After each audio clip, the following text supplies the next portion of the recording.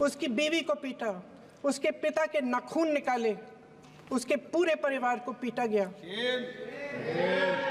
जब मैं उस जवान महिला से मिलने गई जो अभी अभी विधवा हुई थी, तो उसने मुझे कहा कि दीदी, हमें सिर्फ एक चीज़ चाहिए, हमें न्याय चाहिए और हम इस न्याय के लिए लड़ते रहेंगे चाहे कुछ भी हो जाए। ये हिम्मत उस महिला को हमारे संविधान ने दी।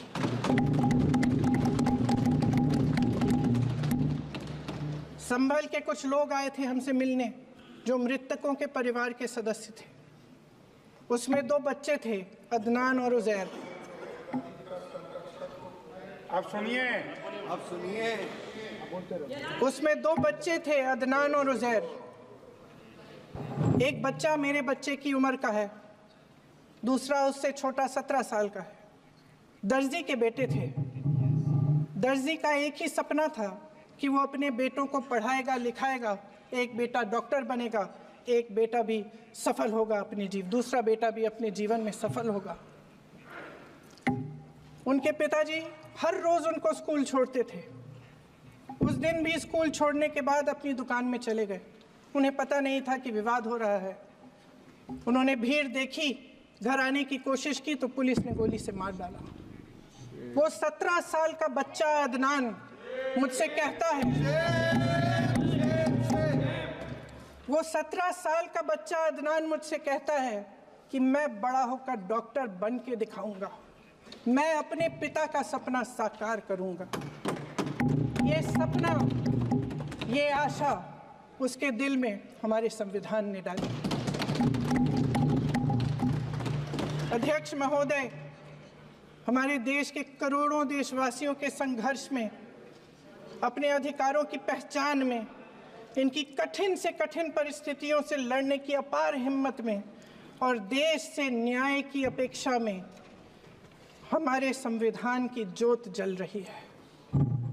मैंने हमारे संविधान की ज्योत को जलते हुए देखा है और इसके साथ साथ ये भी समझा है कि हमारा संविधान एक सुरक्षा कवच है, एक ऐसा सुरक्षा कवच है जो देशवासियों को सुरक्षित रखता है, न्याय का कवच है, एकता का कवच है और अभिव्यक्ति की आज़ादी का कवच है।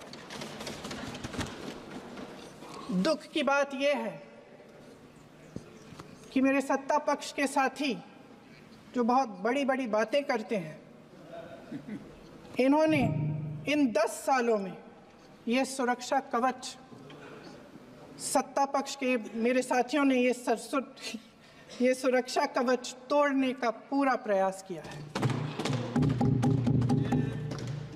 संविधान में सामाजिक, आर्थिक और राजनीतिक न्याय का वादा है।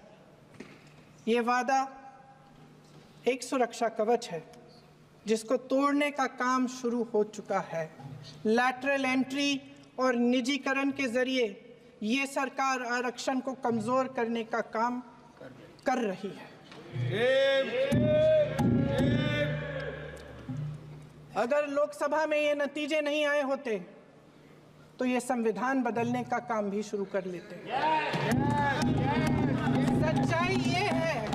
सच्चाई ये है अध्यक्ष महोदय कि आज संविधान बार बार इसलिए कह रहे हैं क्योंकि इस चुनाव में इनको पता चल गया कि इस देश की जनता ही इस संविधान को सुरक्षित रखेगी,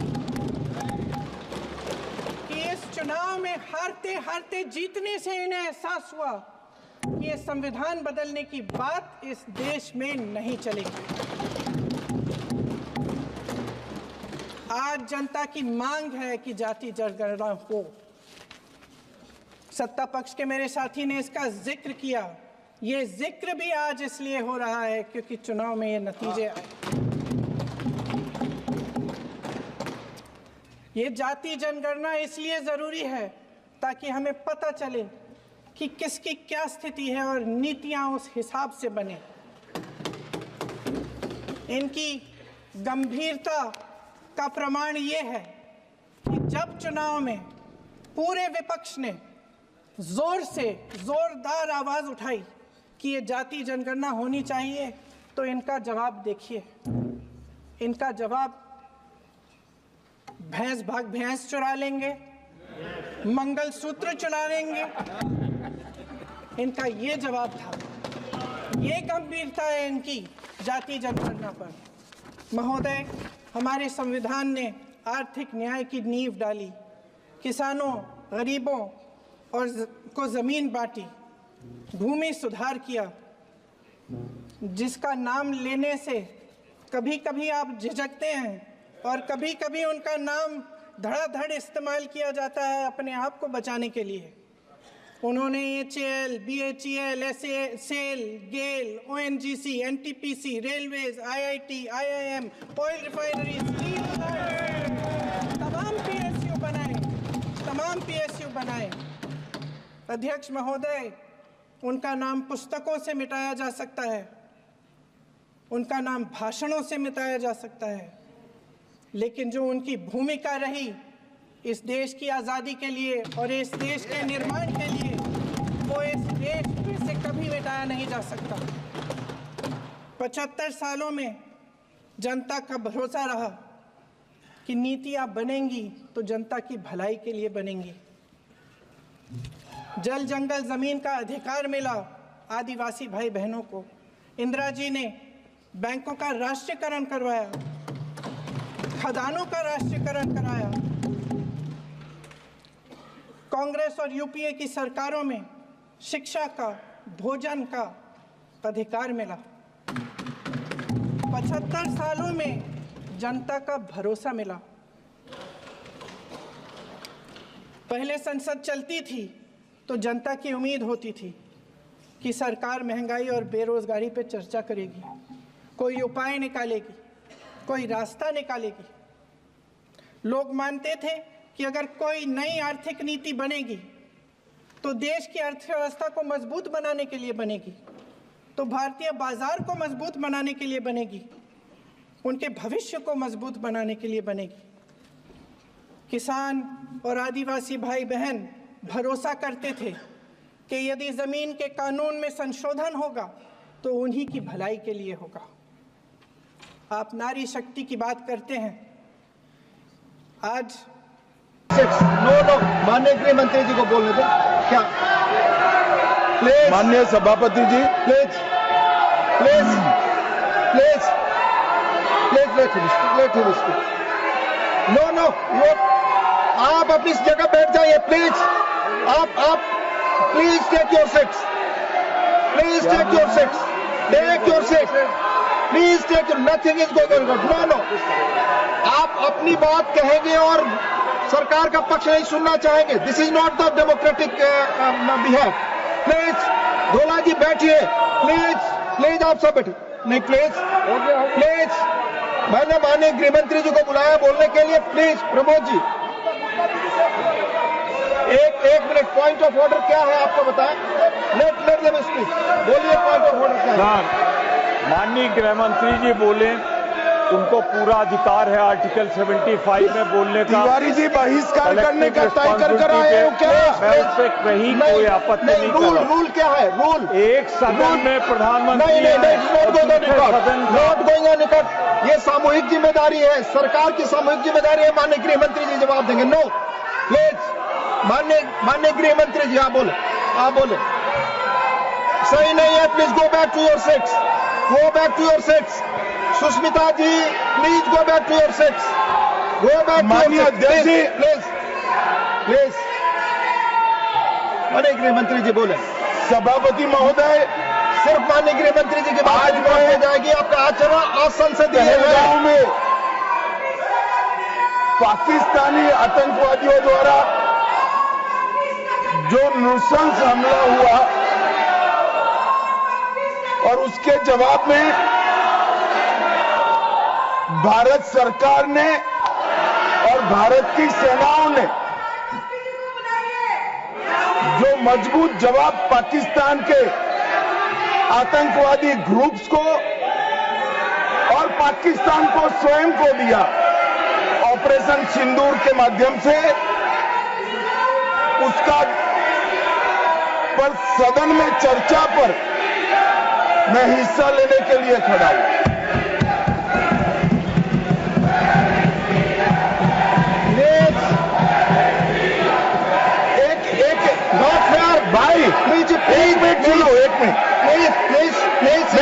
जवाब देना चाहता हूं। प्लीज हाँ यार, 1 मिनट सुने, आप अपनी जगह भाषण नहीं जाइए। करा।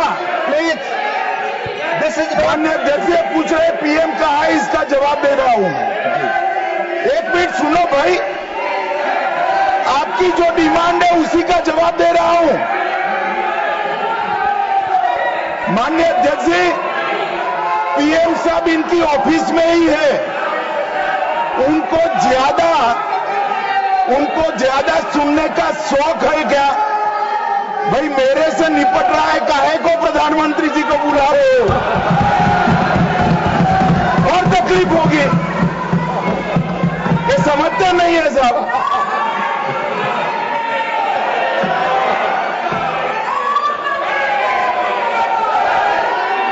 माननीय सभापति जी, सबसे पहले पहलगांव हमले में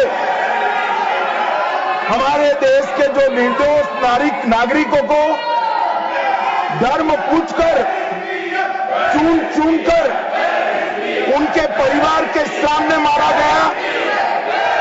मैं उन सभी दिवंगत नागरिकों के परिवार के साथ मेरी संवेदना व्यक्त करता हूं। जब ऑपरेशन सिंदूर के बाद पाकिस्तान ने गोलीबारी करी, वो गोलीबारी में कुछ नागरिक हताहत हुए, वो नागरिकों के परिवारजनों के प्रति भी मैं गहरी संवेदना व्यक्त करना चाहता हूं। माननीय अध्यक्ष जी, ऑपरेशन सिंदूर, ऑपरेशन महादेव, ये दोनों के लिए जिन सुरक्षा बलों ने भारत का सम्मान बढ़ाया है, वो सभी को मैं हृदय पूर्वक बहुत बहुत साधुवाद देना चाहता हूं।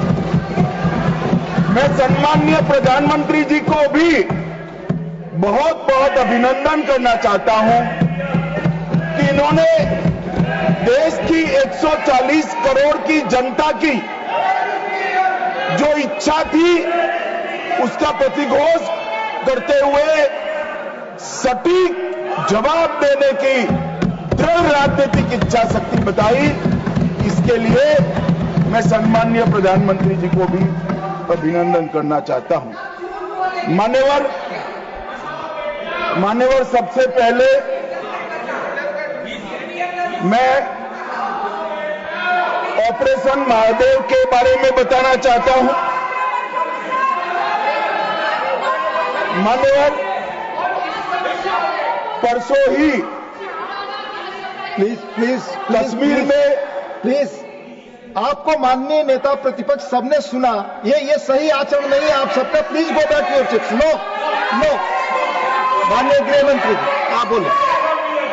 दोनों उचित नहीं है, क्योंकि बिजनेस एडवाइजरी कमेटी में ये निर्णय लिया गया था, चर्चा आप जितनी चाहोगी करेंगे, जवाब कौन देगा वो सरकार तय करेगी, माननीय प्रधानमंत्री की तरफ। मुझे मालूम है मान्यवर ये क्यों जा रहे हैं, मुझे मालूम है मान्यवर मुझे क्यों जा रहे हैं। वो इसलिए जा रहे हैं कि इतने सालों तक वोट बैंक प्रोटेक्ट करने के लिए, आतंकवाद को रोकने के लिए इन्होंने कुछ नहीं किया। ये डिबेट सुनी ही नहीं सकते, ये जवाब है सुनिए।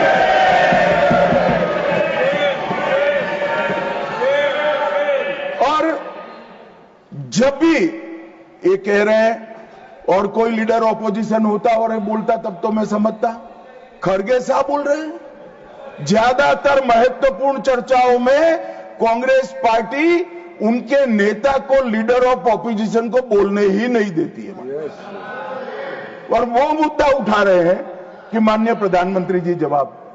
मान्यवर, मैं सबसे पहले ऑपरेशन महादेव के लिए बताना चाहूंगा। परसों ही बहुत लंबे समय से चल रहे हुए एक ऑपरेशन का अंत आया, और वो ऑपरेशन के तहत 3 आतंकवादी, सुलेमान उर्फे फैजल जट, अफगान और जिब्रान, वो तीनों हमारी सुरक्षा बलों ने इनको मौत के घाट उतार। मानवर सुलेमान ए श्रेणी का लश्कर तैयबा का कमांडर था। उसने पहलगांव हमले में उसकी ही राइफल से गोलियां चली थी। गगनगिर में भी उसकी राइफल से गोलियां चली थी और उसको हमारे सुरक्षा बलों ने कश्मीर छोड़कर पाकिस्तान भागने नहीं दिया। अफगान भी ए ग्रेड का लश्कर तैयबा का कमांडर था और जिब्रान भी उच्च आला दर्जे का लश्कर तैयबा का आतंकवादी था। मान्यवर, इससे स्पष्ट हो गया है कि ये आतंकवादी हमले में लश्कर तैयबा का हाथ था। इसके इशारे पर ही ये घटना हुई थी। और साहब देखिए, प्रधानमंत्री जी ने सेना को जो हुक्म दिया ऑपरेशन सिंदूर में, मैं बाद में बताऊंगा, उसने लश्कर तैयबा के हेडक्वार्टर को छिन्न विछिन्न कर दिया। इनको भेजने वाले भी मारे गए और जिन्होंने गोली चलाई थी वो भी मारे गए। एक प्रकार से ऑपरेशन महादेव और ऑपरेशन सिंदूर दो इकट्ठा होता है तो दुनिया के सभी आतंकवादी हमलों में सबसे सटीक, सख्त और त्वरित जवाब माननीय प्रधानमंत्री के नेतृत्व में भारत के सुरक्षा बलों ने दिया। लश्कर तैयबा का आप सभी जानते हैं कि एक प्रतिबंधित संगठन है। कुछ ही समय के बाद इनके एक आउटफिट टीआरएफ ने जिम्मेदारी ली कि हमने ये निर्दोष नागरिकों को